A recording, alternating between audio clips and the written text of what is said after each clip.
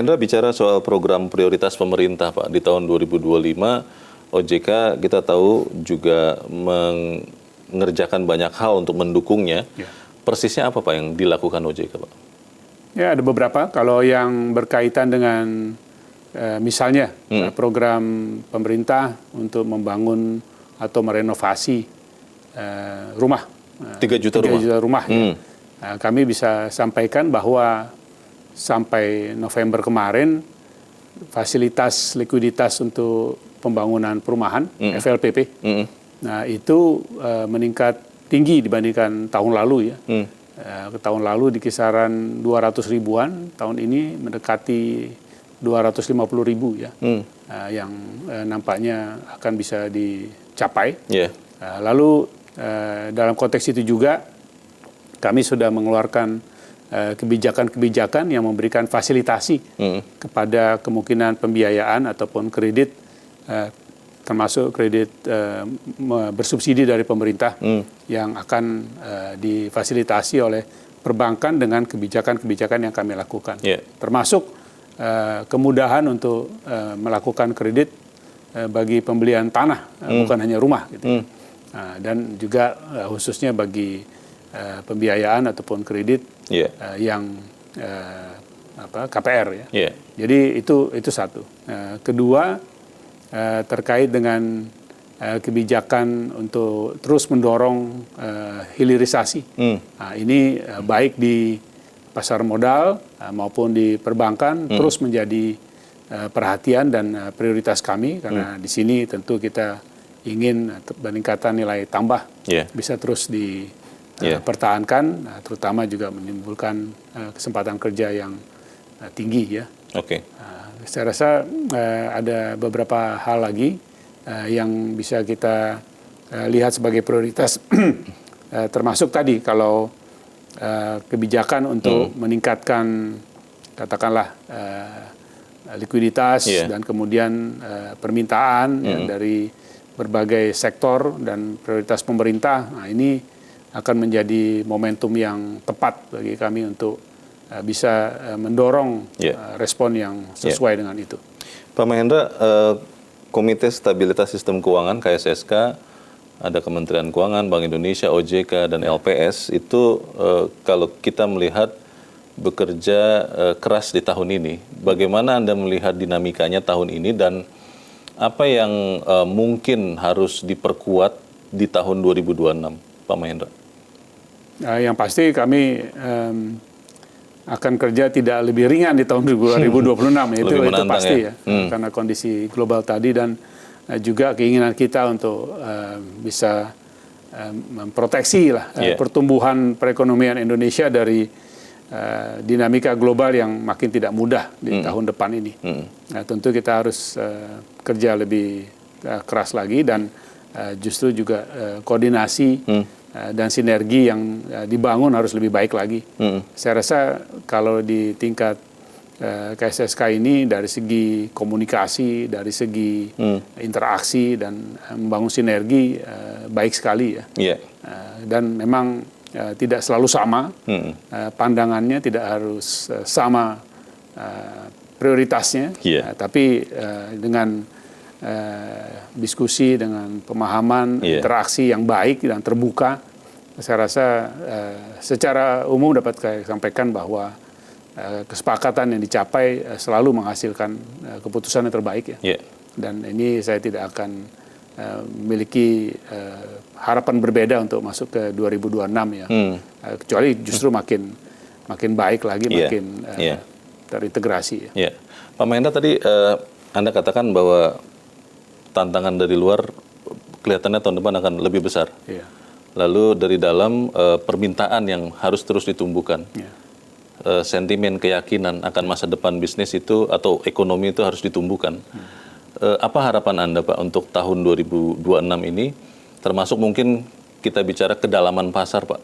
Itu kan termasuk salah satu faktor yang sering sekali dipersyaratkan oleh investor, termasuk juga dari luar, untuk masuk ke Indonesia. Apa yang Anda harapkan agar ada permintaan yang menguat di tahun depan itu, Pak? Ya, kalau saya melihatnya justru dalam kondisi global yang berat tadi, perekonomian suatu negara yang bisa bertahan tetap stabil dari segi sektor keuangannya dan pertumbuhan ekonominya tetap terjaga baik, akan menjadi pengecualian. Sebenarnya ini kesempatan bagi kita untuk menarik perhatian dan kemudian pada gilirannya menarik juga investasi, kemudian tingkat interaksi hubungan ekonomi yang lebih tinggi, dan tentu masuknya investasi dan modal yang lebih besar ke Indonesia. Nah, dalam hal itu di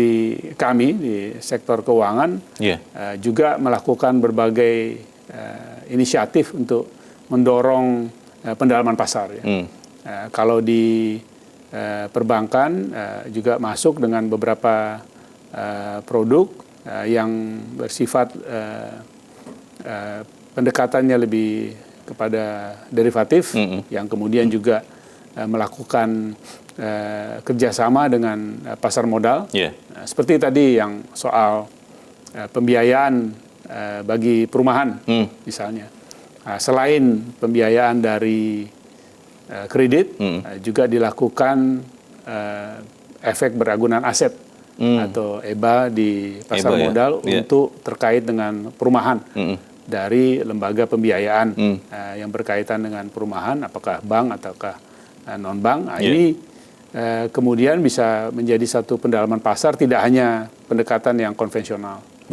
Lalu kemudian dari kacamata pasar modal sendiri, kami akan melakukan review ataupun penguatan terhadap pengaturan mengenai jumlah saham publik yang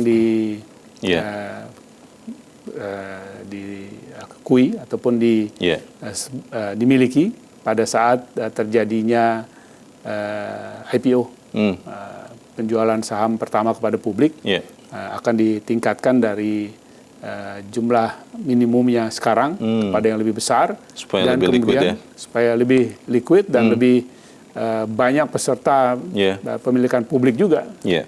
Dan kemudian pada gilirannya ditetapkan target yang harus dipenuhi oleh perusahaan publik tadi itu secara konsisten akan dipantau komitmen mereka dalam merealisasikannya.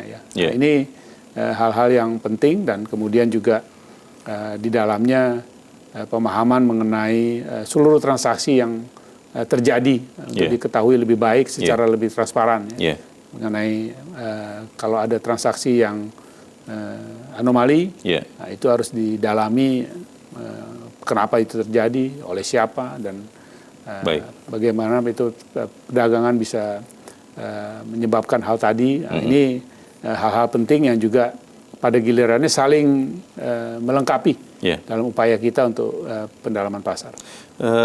Terkait dengan pasar, Pak, terutama pasar modal.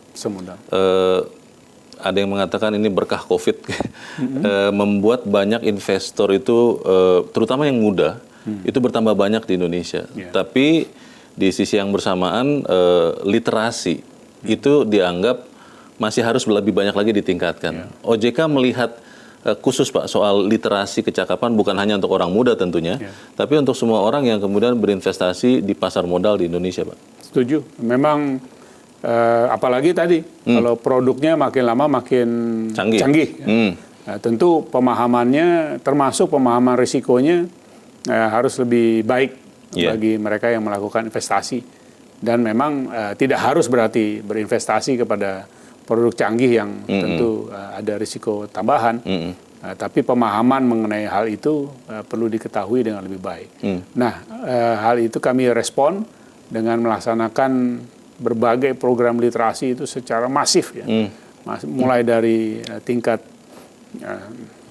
sekolah dasar gitu, sampai kepada seluruh jenjang di pendidikan, sampai kepada tentu masyarakat secara umum, masyarakat di daerah, masyarakat di pedesaan, juga semua yang terkait, ibu-ibu maupun juga masyarakat difabel, semua yang kami lihat bahwa literasi ini merupakan prasyarat yang sangat penting untuk peningkatan akses keuangannya itu sendiri. Nah, karena pada gilirannya yang kita perlukan bukan hanya literasinya, tapi aksesnya. Nah, akses ini bisa dilakukan kalau mereka juga mengerti mengenai risikonya dan kembali melihat bahwa bagaimana memanfaatkan jasa keuangan ini sesuai dengan kebutuhannya, meningkatkan kesejahteraan, tapi juga aman. Nah, ini yang hal-hal yang menjadi elemen dalam target pemenuhan dari literasi dan edukasi yang kami lakukan. Kami lakukan survei setiap tahunnya, dan survei yang dilakukan massal ataupun masif oleh BPS untuk seluruh provinsi di Indonesia. Kami harapkan angkanya terus membaik secara menyeluruh maupun secara masing-masing industri.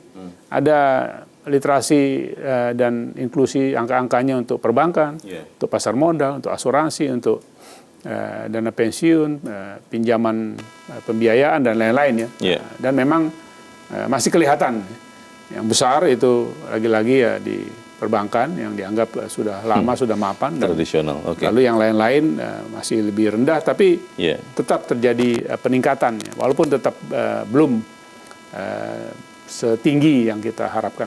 Baik. Jelajahi cara baru mendapatkan informasi. Download Metro TV Extend sekarang.